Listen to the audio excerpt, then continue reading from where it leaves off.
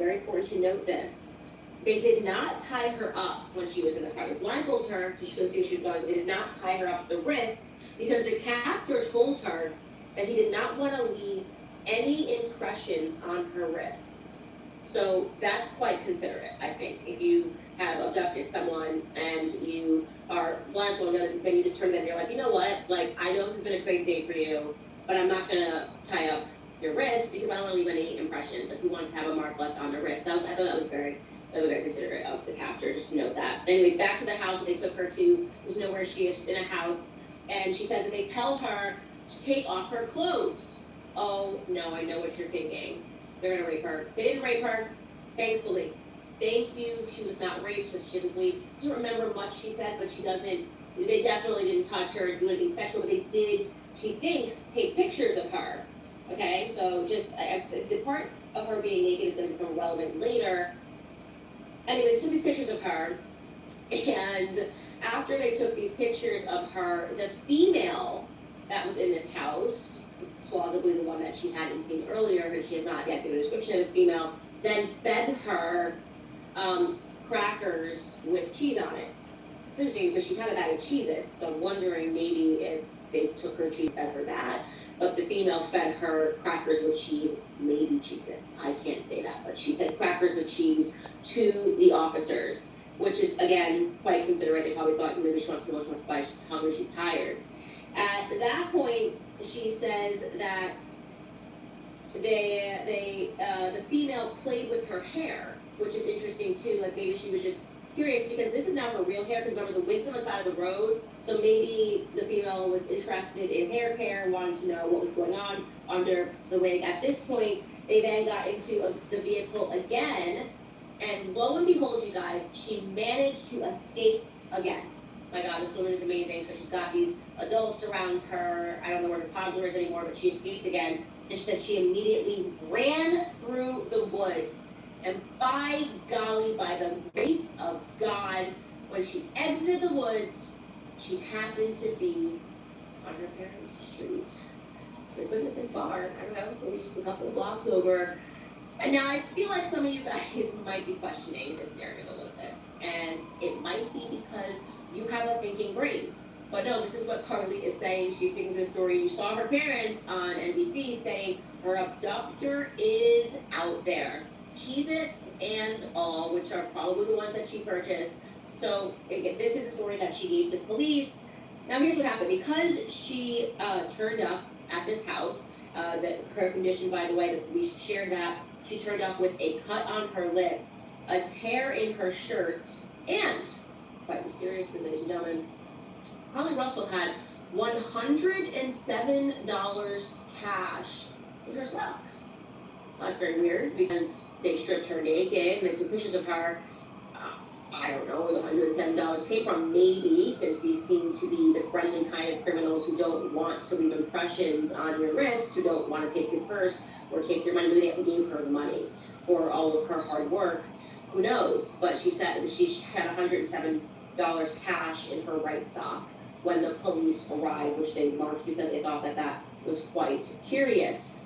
So since she declined to speak further to police, the police began just doing some good old-fashioned police work after this, right?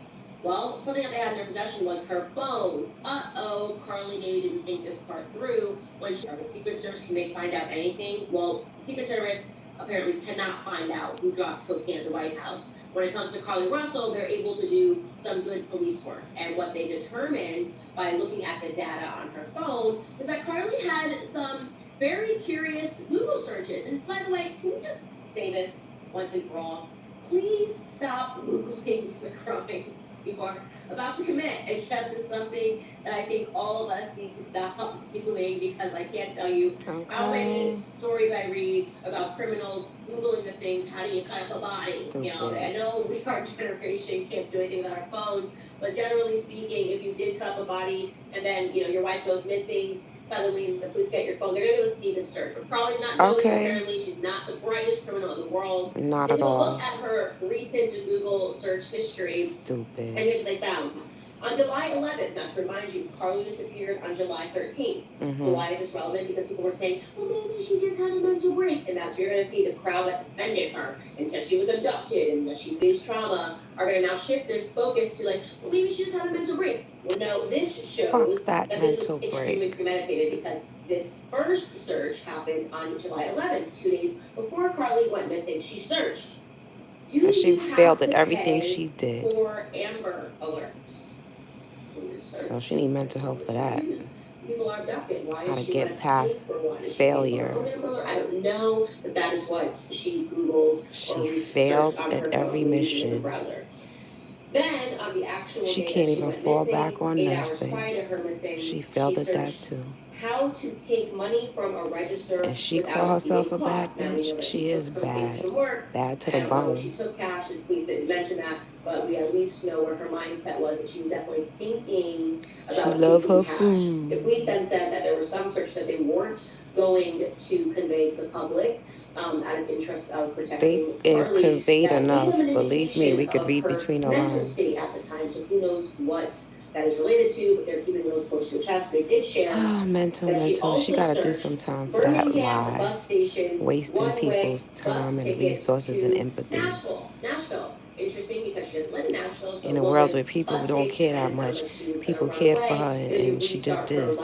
Disgusting. Maybe she was. Disgusting.